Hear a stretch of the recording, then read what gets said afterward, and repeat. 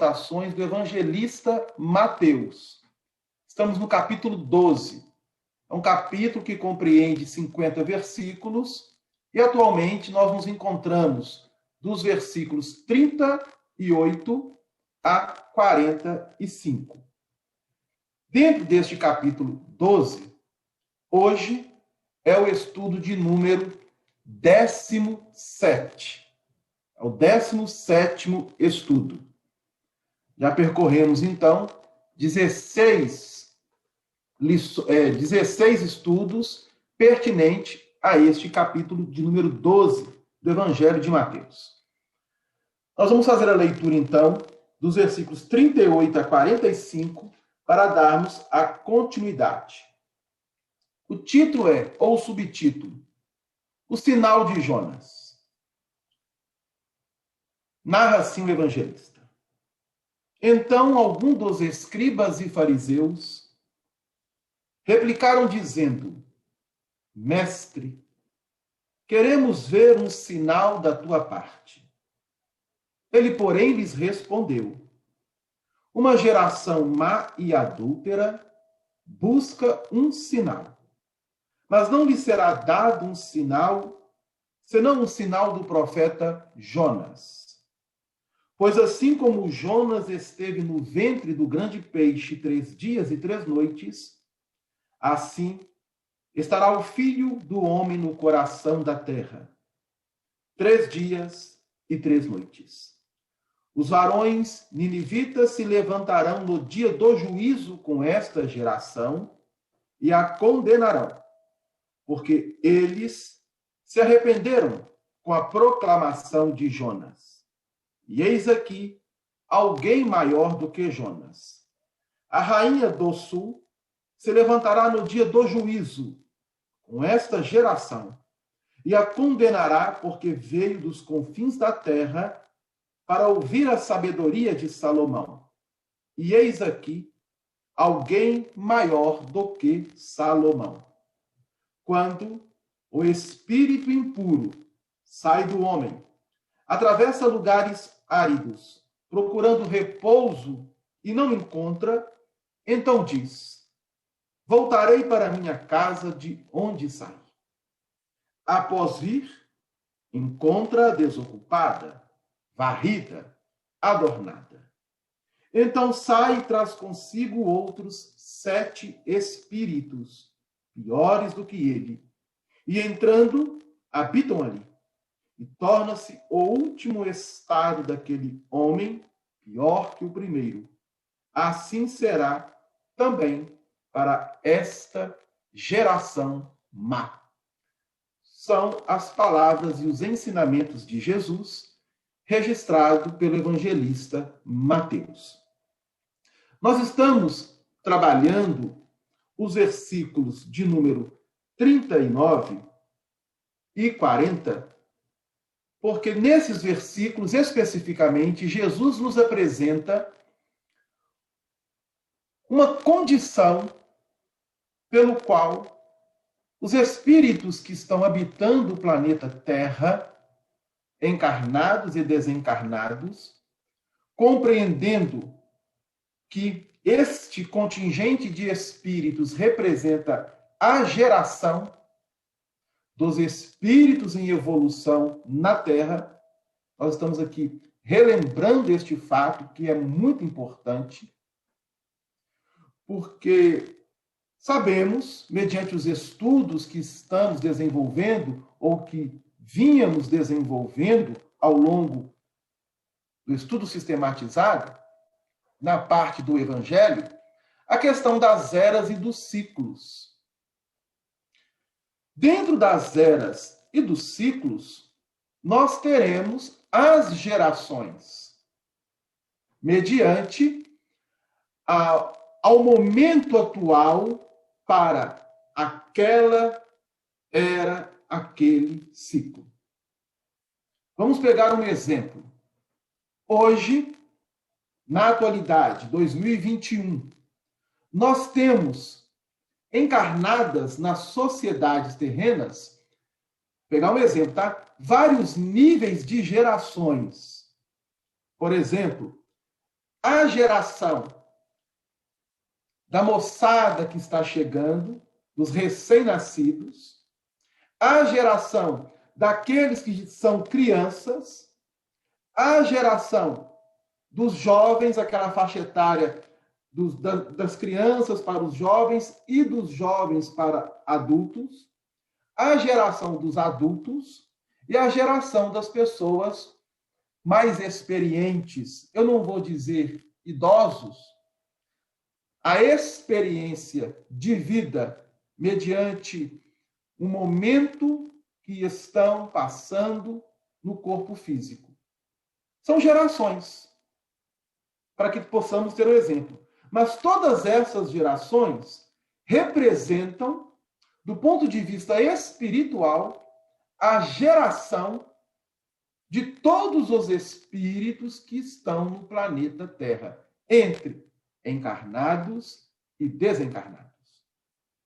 Então, dentro do versículo 39 e 40, que nós já fizemos e estamos vindo já desenvolvendo, Jesus coloca que para esta geração má e adúltera, fizemos um trabalho já em relação a esta colocação do adultério, ou o que significa essa expressão ensinada por Jesus, trazendo a contribuição da doutrina dos espíritos.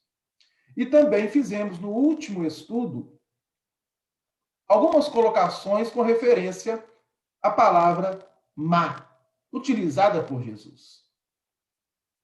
Dentro dessas colocações, frisamos que, ao expressar a palavra má, Jesus está falando-nos da geração dos espíritos que habitam a Terra, na sua grande maioria, dentro da seguinte questão.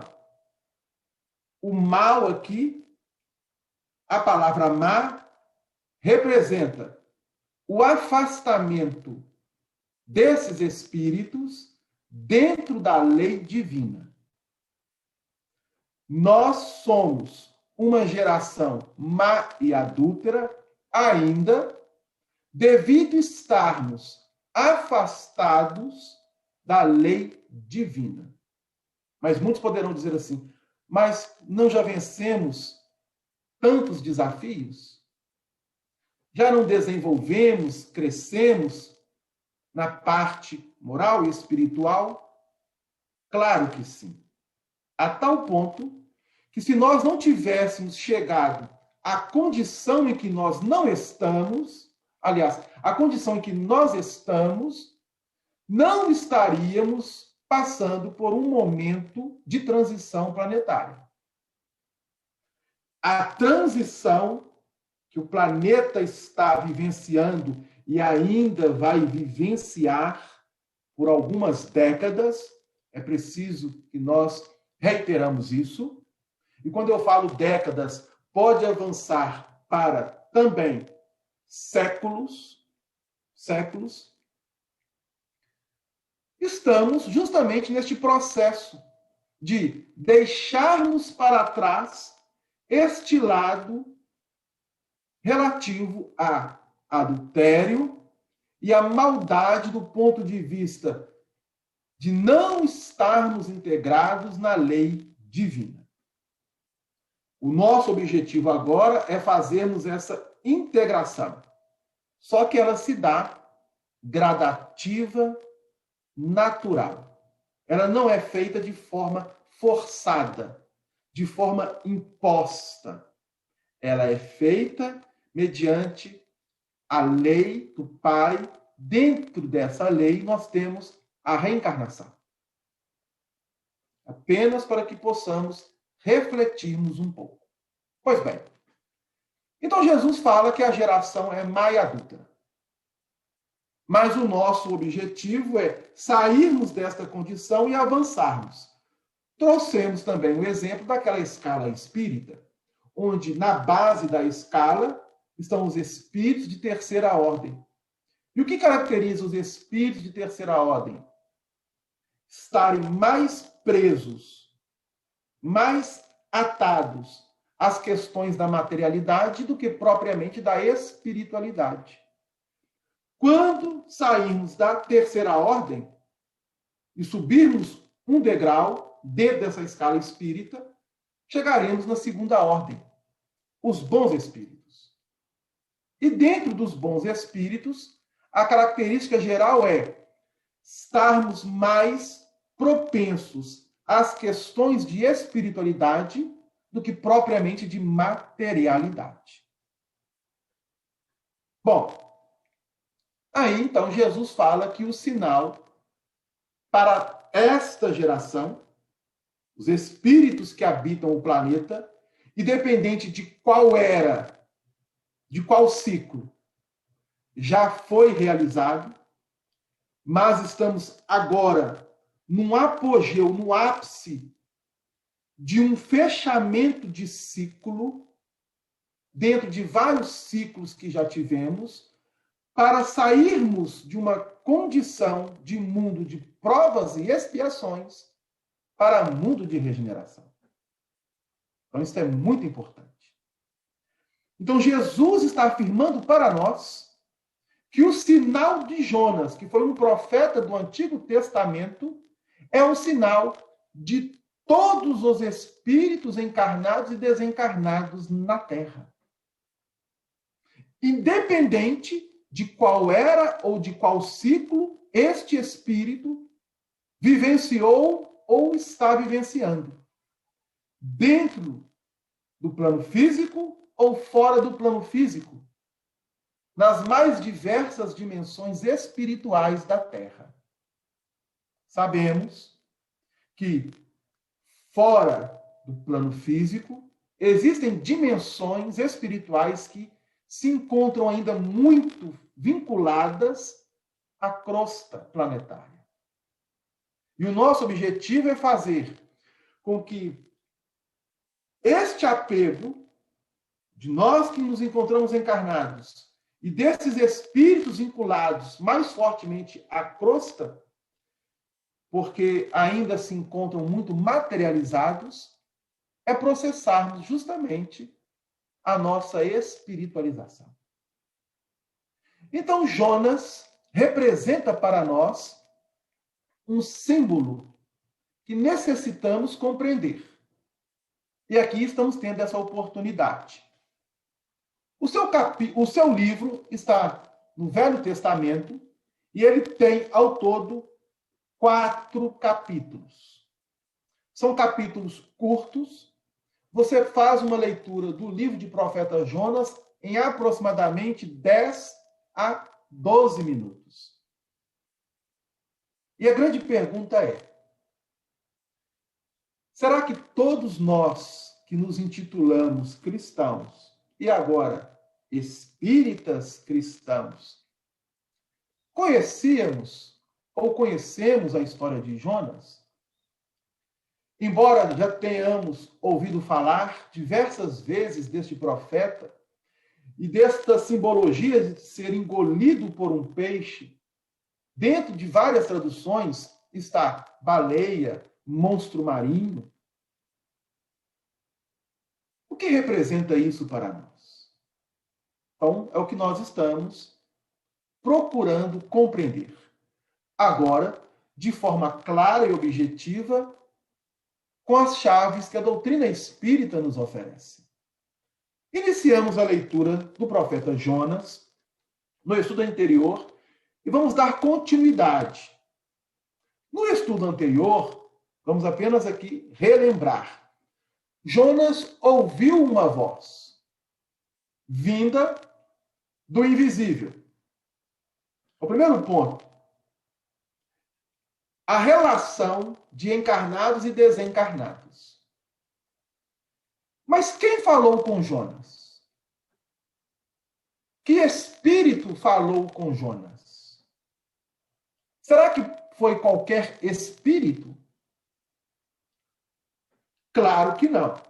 A tal ponto que, ao ser inserido este livro no cânone hebraico, isto é, na Bíblia hebraica, nós temos a afirmativa de que quem falou com Jonas do ponto de vista teológico, fora o próprio Deus, o Senhor. Mas hoje sabemos, pela doutrina espírita, que Deus, ele não se manifesta diretamente no elemento material. Bom, precisa entender isso. Mas para que nós possamos fazer o estudo mais aprofundado em relação a essa questão, necessitamos de ter preâmbulos. Então, eu vou dar aqui uma dica. No livro A Gênese, de Allan Kardec, dentro da Codificação Espírita, nós temos o capítulo de número 2. Este capítulo trabalha conosco Deus. E ali, Allan Kardec, em comunhão com a espiritualidade superior, vai justamente trazer-nos esta informação. De que Deus não se manifesta diretamente na matéria. Mas isso não quer dizer que ele não está agindo em nós e por nós. Mas como pode ser isso? Se ele não age diretamente na matéria, como ele pode agir em nós e por nós? É porque nós não somos carne. Estamos na carne. Estou falando para encarnados e desencarnados. Mas como assim desencarnados? O corpo perispiritual, ele é matéria. Não do ponto de vista denso que nós temos. Mas ele ainda é matéria. Uma matéria mais, digamos, fluídica do que o corpo físico. Mas é matéria. Deus atua no espírito. Deus atua no espírito. Somos espírito. E aí, a doutrina espírita vai nos apresentar uma gama de informações a respeito do que é o espírito. O que seja o espírito. Bom, não vamos entrar nesse departamento agora. Estou apenas aqui fazendo alguns levantamentos para mostrar a importância do estudo do Evangelho à luz da codificação espírita. Não que outras denominações não façam o seu trabalho, pelo contrário. São trabalhos muito importantes e nós não podemos, de forma alguma, desprezá-los ou menosprezá-los. Porque em determinadas épocas nós vivenciamos essas lições. Nós estivemos dentro de reencarnações onde fomos, vamos dizer assim, instruídos por várias teologias. Não quer dizer que nessa, por sermos espírita, estamos numa condição melhor. Claro que não. Sabemos disso. O espírito, ele prova a sua maturidade moral e espiritual, não é dentro de uma capa ou de um revestimento. Ele mostra a sua maturidade moral e espiritual dentro daquilo que ele faz, daquilo que ele age no bem. Independente de qual posição ou nível social, econômico, político, teológico, filosófico, ideológico ele esteja. Precisamos entender isso. Pois bem, quem falou com Jonas? Pode ser um espírito superior? Poderia. Poderia ser o próprio Cristo? Veja uma coisa interessante. Poderia. Poderia ser alguém que recebeu o recado de Cristo e Jesus, o Cristo, pediu para que este espírito inspirasse diretamente a Jonas. e falasse com ele. Isso pode acontecer? Pode. Não só pode, como aconteceu e ainda acontece nos dias atuais. Então nós vamos relembrar aqui, antes de iniciarmos a continuidade do profeta Jonas, uma pergunta endereçada a Emmanuel, que está no livro O Consolador, que eu gostaria de trazer.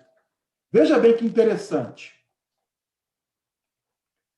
É a questão de número 276. Foi dito assim para Emmanuel: a previsão e a predição nos livros sagrados dão a entender que os profetas eram diretamente inspirados pelo Cristo? Foi a pergunta direcionada a Emmanuel. Os profetas que estão no livro sagrado, na Bíblia, tanto do Velho quanto do Novo Testamento, eles foram inspirados diretamente pelo Cristo? Resposta de Emmanuel: nos textos sagrados das fontes divinas do cristianismo. Então ele está fazendo referência ao cristianismo e a base que fez com que o cristianismo estivesse entre nós. Qual foi a base? O judaísmo. A Bíblia hebraica, trabalhada pelos hebreus, pelos israelitas, que fundamentou o judaísmo. As previsões e as predições se efetuaram sob a ação direta do Senhor. Então, Emmanuel está afirmando para nós que os profetas do Velho Testamento, tanto quanto do Novo Testamento, estavam sob a inspiração direta de Jesus. Agora, vejam bem, não quer dizer que Jesus estava sempre ao lado deles. Não. Há uma hierarquia no mundo espiritual.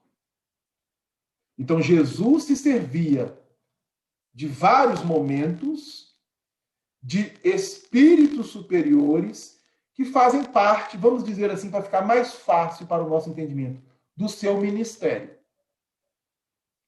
Vou dar um exemplo.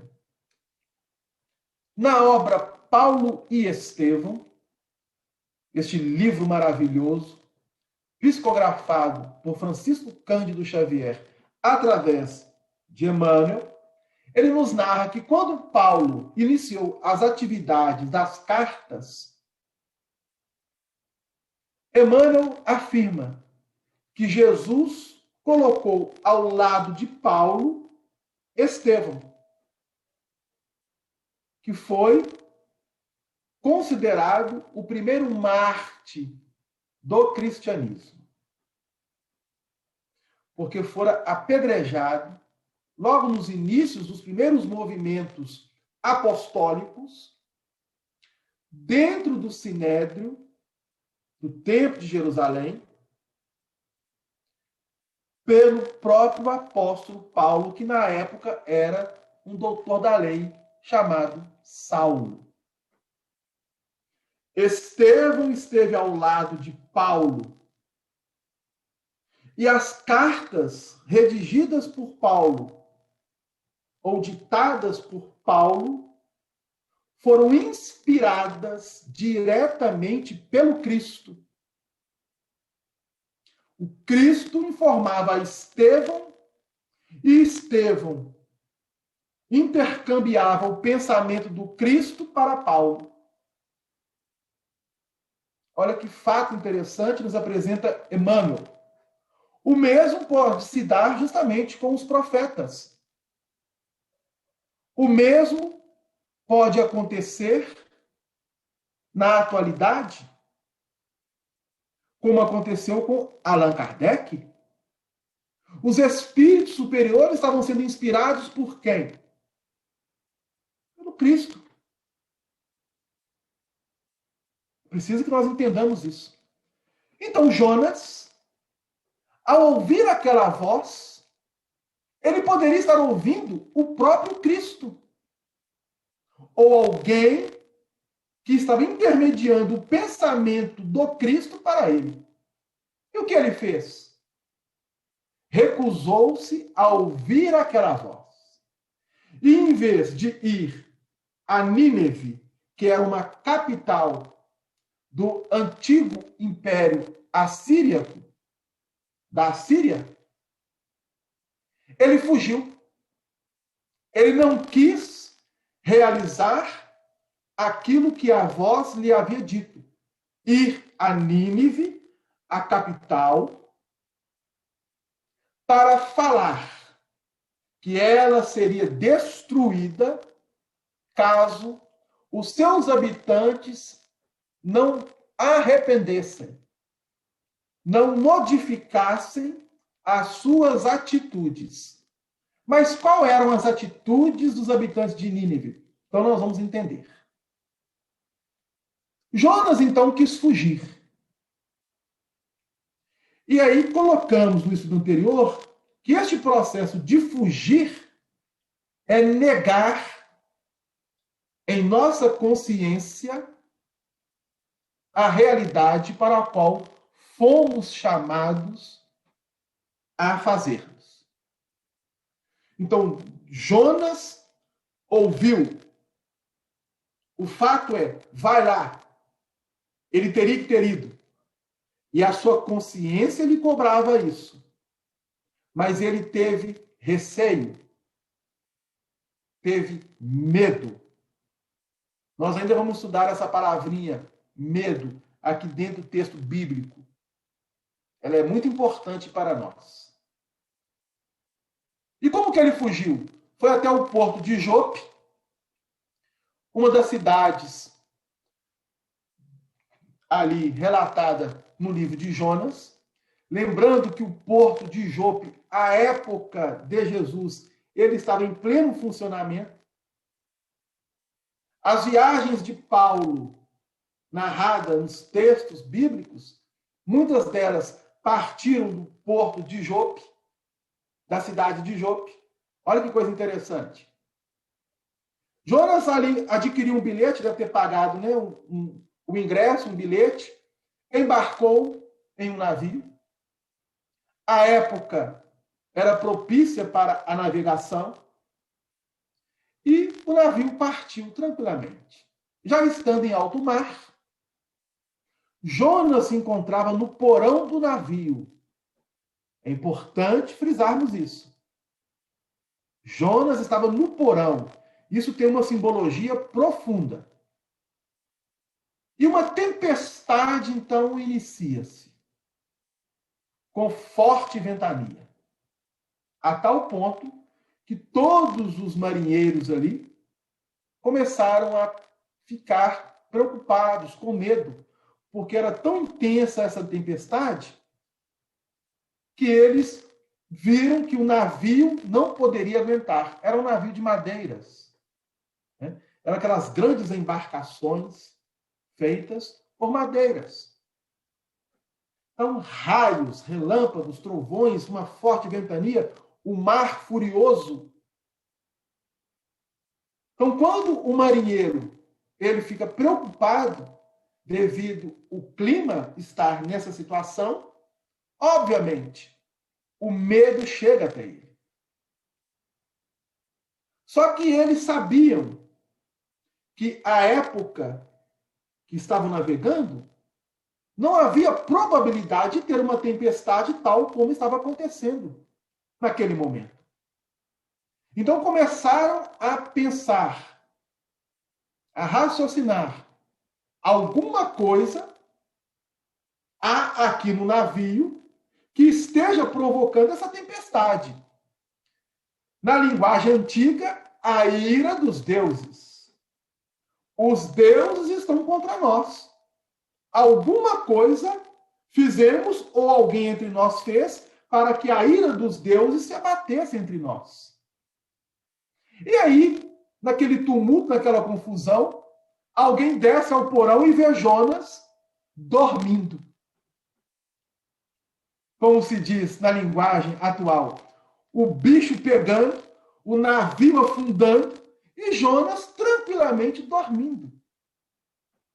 Aí eles pegam Jonas, levam para a proa e interrogam ele. De onde você vem?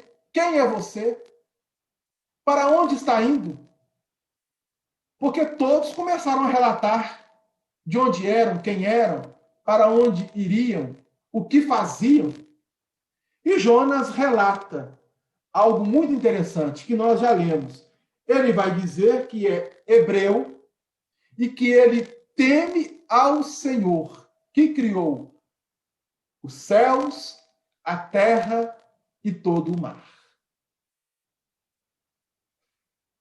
Ele está narrando a tripulação, o primeiro versículo do primeiro capítulo do livro de Gênesis, no Velho Testamento. Vamos lá. Lê o primeiro capítulo e o primeiro versículo do livro de Gênesis. No princípio, criou Deus os céus e a terra.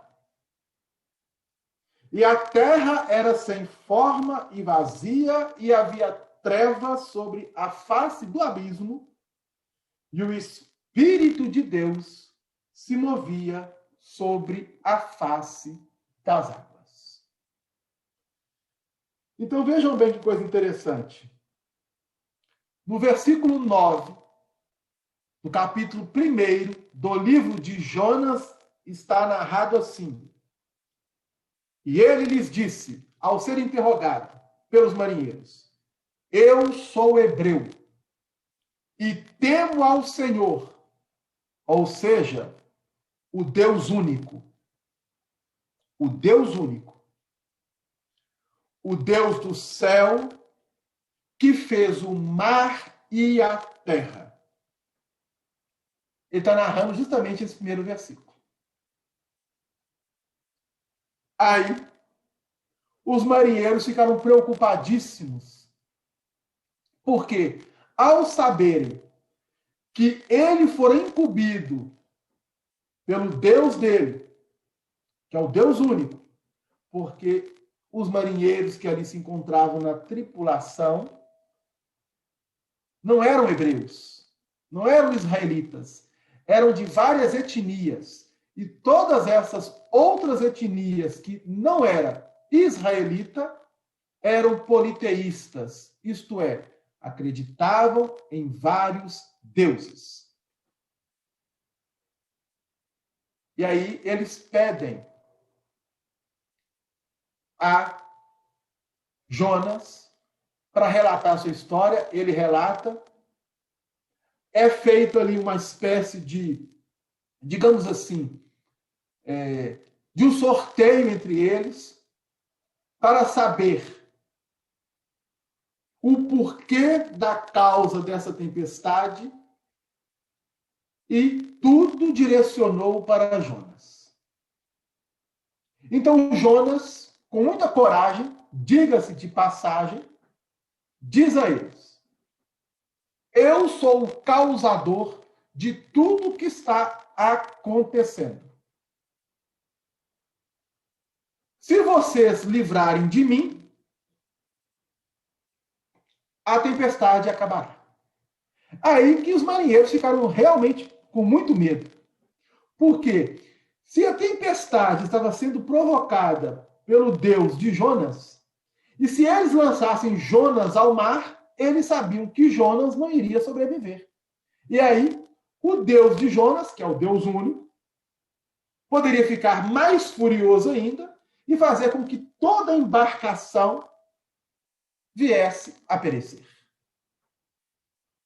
E aí Jonas, vejam bem, agora que pode parecer coragem, ele toma uma atitude. Podem me jogar ao mar.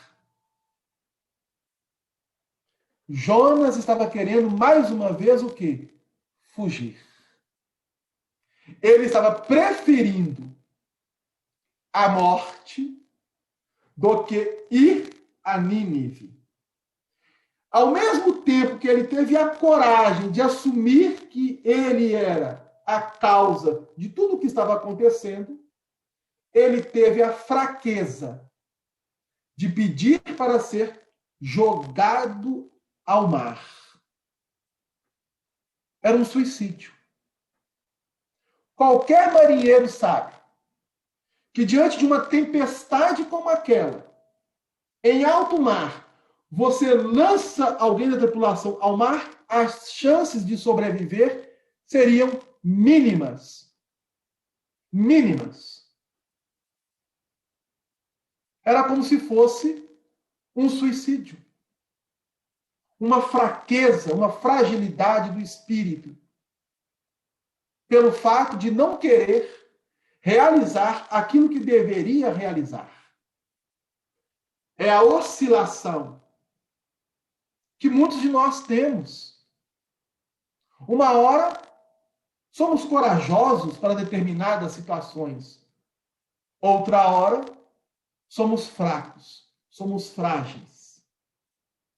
Então vejam bem aqui o sinal de Jonas. Jesus falando e Mateus registrando para nós que este sinal desta fragilidade que nós, como espíritos que habitamos o planeta, temos, pode nos prejudicar. Pode nos prejudicar.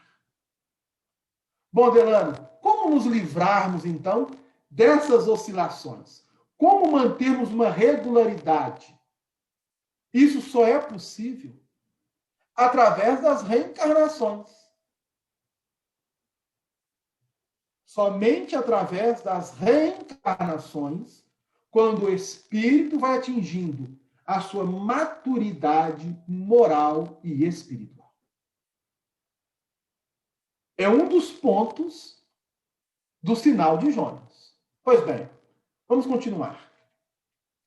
E aí, o que eles fizeram? Bom, se nós vamos lançar Jonas ao mar, eles então invocaram o Deus de Jonas, o Deus único. E ao evocar o Deus de Jonas, o Deus único, eles pedem clemência e piedade para eles. Para que Jonas, ao ser lançado ao mar, e para eles Jonas iria morrer, claro, o sangue de Jonas não pudesse ser descontado neles. Então eles pedem, eles clamam ao Deus de Jonas, o Deus único, isso. Olha que coisa interessante. Isso está nos levando à lei de adoração, e ainda não vamos ver. A lei de adoração, trabalhada pela doutrina espírita, dentro das 10 leis morais, é a primeira lei, lei de adoração. Então Jonas é lançado ao mar. Quando Jonas é lançado ao mar, na mesma hora, a tempestade se acalma. O mar, que estava amplamente furioso, agitado, começa a ficar calmo. As nuvens, né, das tempestades, elas se desfazem. E eles não veem mais Jonas e continuam a sua trajetória. Não sabemos para onde. Iriam para Tarsis. Mas a tempestade pode ter mudado a direção da embarcação. É algo interessante que podemos analisar, mas não vamos ainda entrar nisso. Jonas caiu no mar.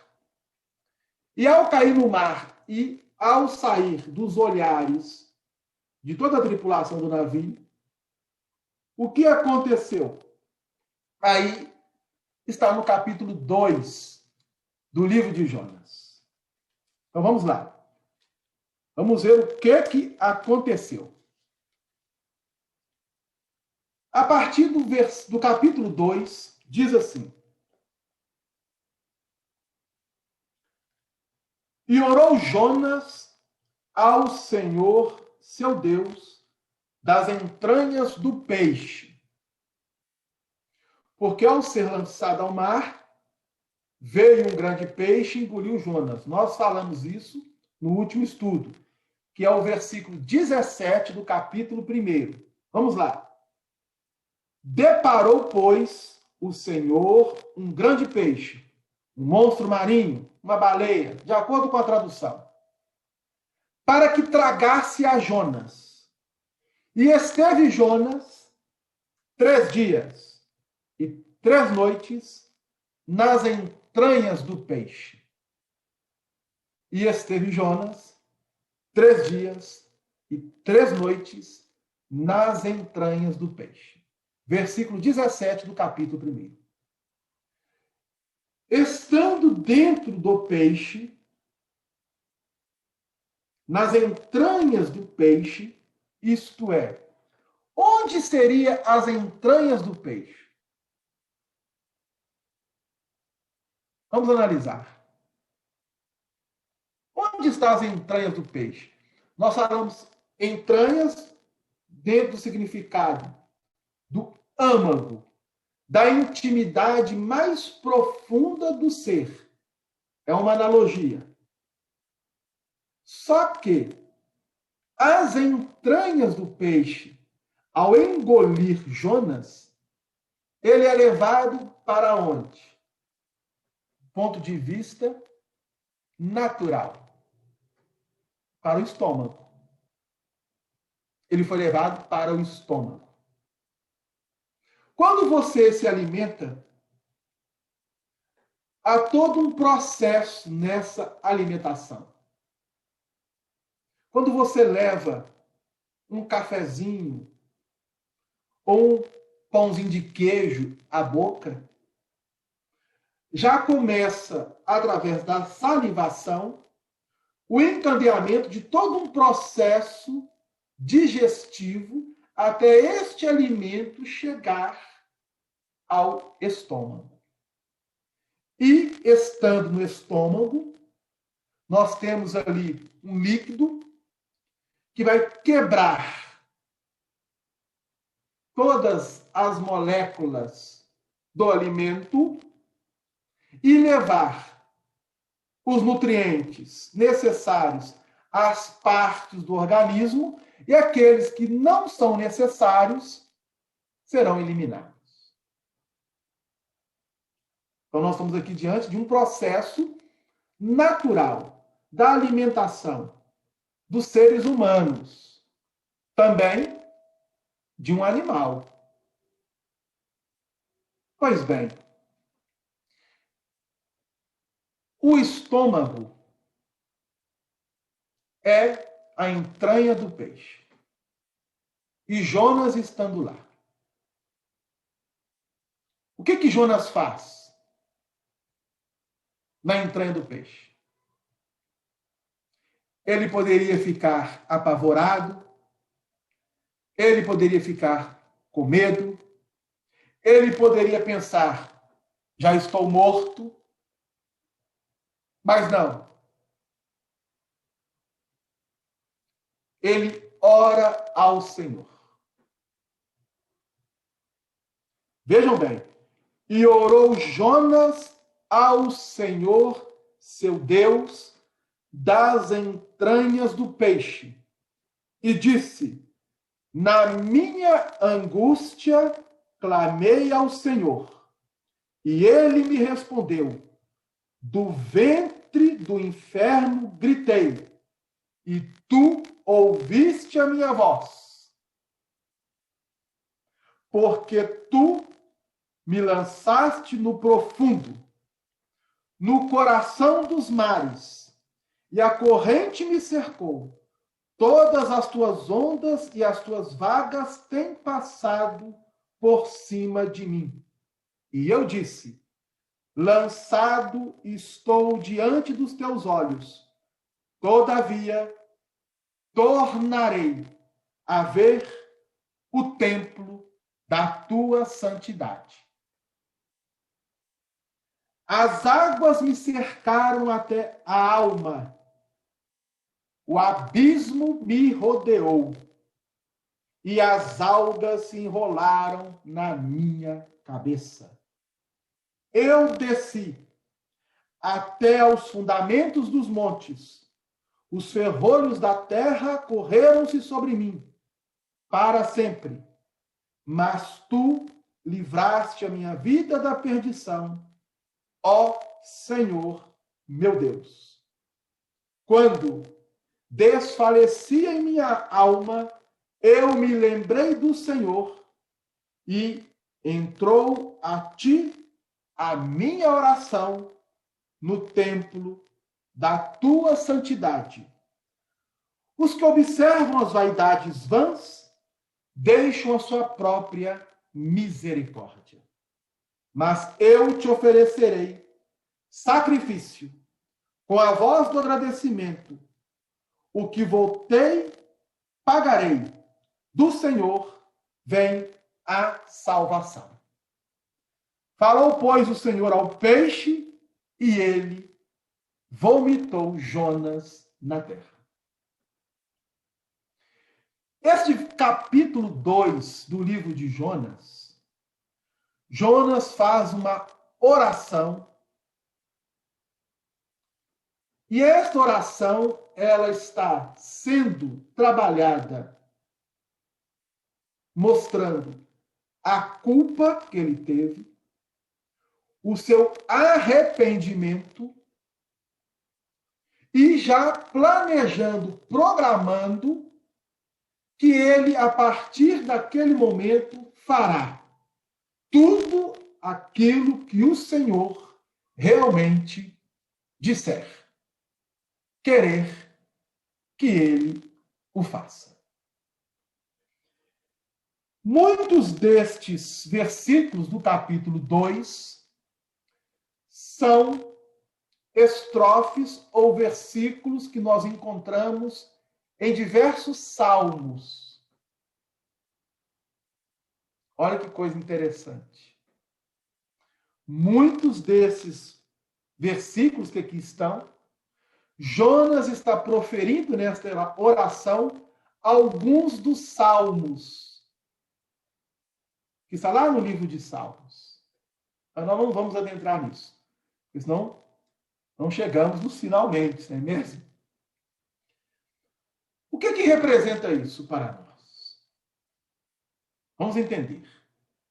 Vamos fazer aqui um paralelo, porque é o sinal. Jonas, ele vê o seu erro. Ao mesmo tempo que ele teve um momento de coragem, ele teve um momento de fraqueza. Ele quis sumir. A tal ponto que este sumiço não era apenas do ponto de vista físico, como ir para uma cidade distante, mas fugir de si mesmo, da própria existência em que se encontrava. Mas, de repente, a misericórdia divina vem até ele. E das entranhas do peixe faz com que ele pudesse refletir e, através da oração, retomar o seu próprio redirecionamento. É muito importante isso.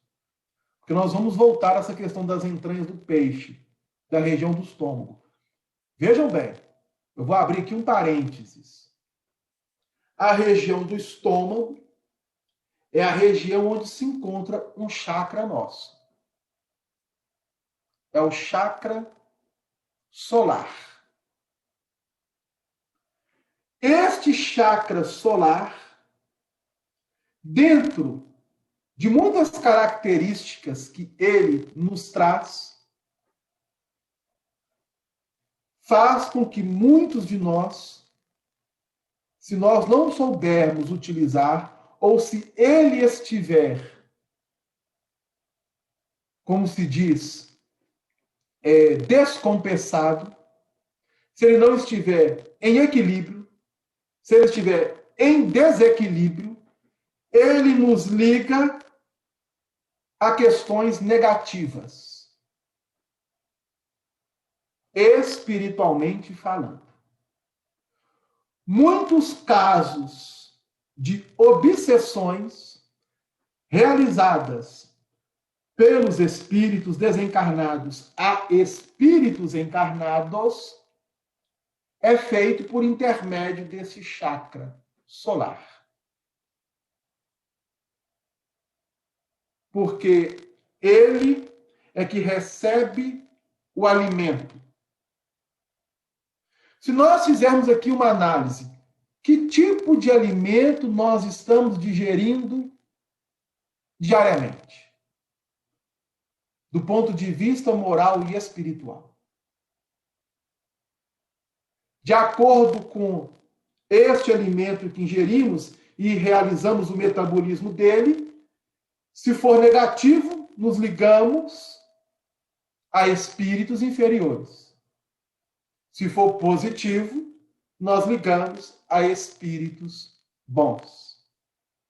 Fecha parênteses. Nós vamos depois voltar a isso. Por quê? Lá nos versículos sequentes, há o espírito impuro, que sai depois que volta, porque a casa está limpa, adornada, varrida, trazendo 7 espíritos piores do que ele. E a condição daquele homem fica pior do que a condição anterior. Então, há a sequência aqui. Então, estamos abrindo esse parênteses para depois voltarmos a essa questão. Mas nós precisamos fechar o livro de Jonas. Então, este versículo 2, ou seja, este capítulo 2, define para nós algo importantíssimo. A confiança que nós devemos ter em Deus. A confiança que nós devemos ter em Deus. Essa confiança que Jonas teve aqui, ele poderia ter tido antes de ter entrado naquela embarcação e fugir aos olhos do Senhor para uma cidade distante.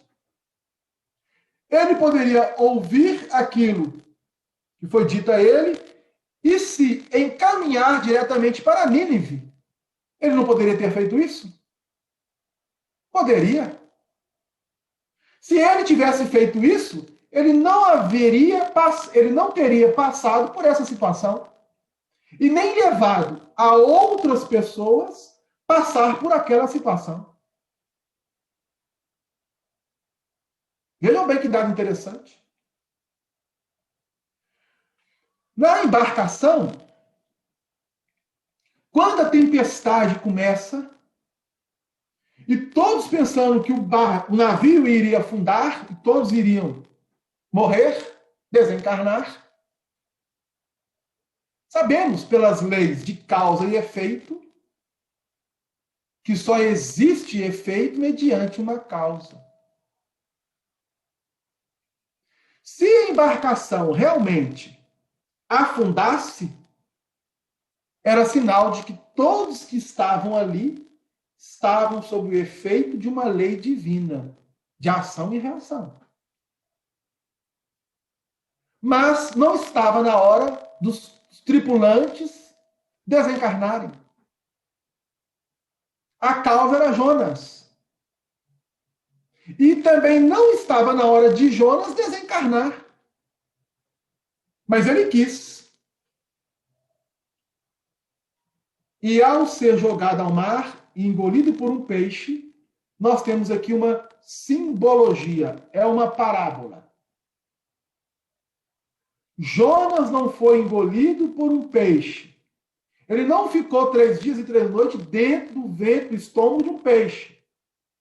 Senão o peixe, ou a baleia, esse monstro marinho, não teria jogado na terra, conforme nos fala o versículo 10 do capítulo 2 do livro de Jonas. É uma parábola para descrever que Jonas, ao ser lançado para fora da embarcação, estando no mar, e aí lembremos, a embarcação representa o quê? Vamos fazer aqui um paralelo. Ela pode representar o corpo físico para o espírito. Pode ou não pode? Nós já estudamos isso. Então vamos ter em conta que a embarcação é o corpo físico. O corpo físico. E que todos os tripulantes da embarcação, inclusive Jonas, são os órgãos deste corpo físico. O intestino, os intestinos delgado, grosso, o esôfago, o fígado, os rins, os pulmões, o coração, o cérebro, os órgãos. Quando um órgão está em desequilíbrio, ele não pode afetar outros órgãos do corpo? Pode. Então, quando um órgão está em desequilíbrio, não temos que fazer com que este órgão volte ao seu equilíbrio? Sim. E aí, eu vou chamar a atenção que no capítulo 2 do livro de Jonas, ele vai utilizar a palavra alma. Ele não utiliza a palavra espírito.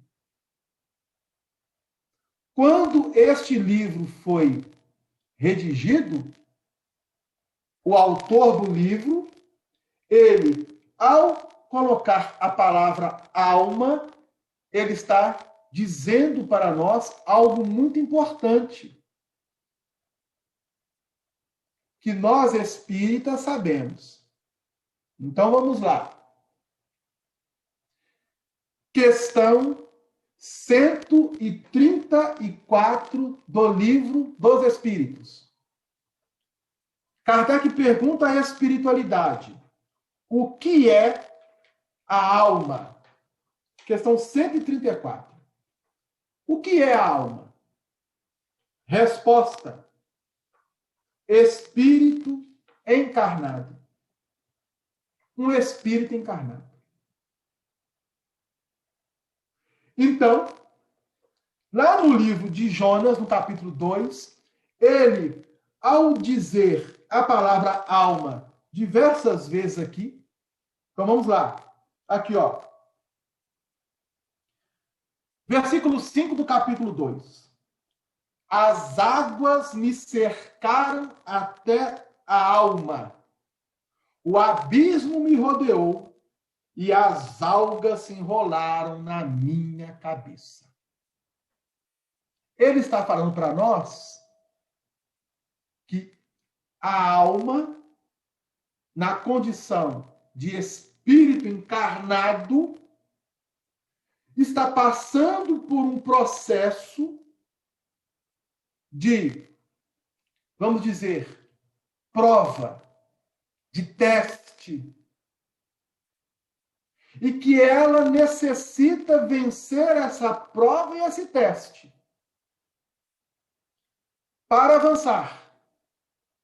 Aqui representa um momento de aferição para o espírito que está encarnado. Então, Jonas, dentro desta parábola, estava metabolizando internamente, do ponto de vista mental e do ponto de vista sentimental, uma aferição. E agora, você arrepende-se e modifica o seu caminho, ou você, consciente de que é culpado, mantém-se no remorso, mas sem querer buscar a reparação. Qual vai ser a sua decisão? Então Jonas decide: eu oferecerei sacrifício com a voz do agradecimento. O que votei, pagarei. Do Senhor vem a salvação. O que ele está dizendo? Aquilo que vós, Senhor, pedir a mim para realizar, e eu tentei fugir, me arrependo. Tenho consciência. Vou reparar. Vou realizar. Vou fazer. Pode contar comigo. Quando ele, então, estabelece em si mesmo essa conexão, o que acontece com ele? É mostrado, então, agora o caminho, o direcionamento. Terra firme. Porque as águas que envolveram a sua alma, que se acercaram da sua alma, representa a necessidade de sairmos das conceituações puramente humanas e definirmos o caminho para a luz. Água, mar, no sentido bíblico, traz dentro de várias simbologias a representação das multidões desorientadas, desequilibradas, sem referências, sem discernimentos. Então Jonas conseguiu processar isso dentro de si, já entendendo que Deus é único e consciente de que estava encarnado e que deveria trabalhar naquela encarnação a proposta de evolução, de crescimento moral e espiritual, não fugindo aos seus deveres, ele faz uma oração sentida e ele é levado para a terra firme. Isto é, a terra firme representando agora que os seus pés, que é base, que sustenta o corpo físico, está em terra firme para poder caminhar com segurança, com equilíbrio e com a direção consciente dos deveres que deve fazer e realizar. Porque quando o nosso corpo está numa água, os nossos pés ficam assim, ó. Não é verdade? Se estamos dentro de um mar, de um rio ou de uma piscina que é mais funda ou de uma altura muito maior do que a nossa, nós não conseguimos pisar para caminhar. Nós ficamos ali debatendo nas águas. É uma simbologia. Quando nós saímos de um rio, de uma piscina funda ou de um mar e conseguimos pisar numa terra firme, nós começamos a caminhar para fora do mar, em direção àquilo que devemos realizar ou fazer. Então é uma simbologia.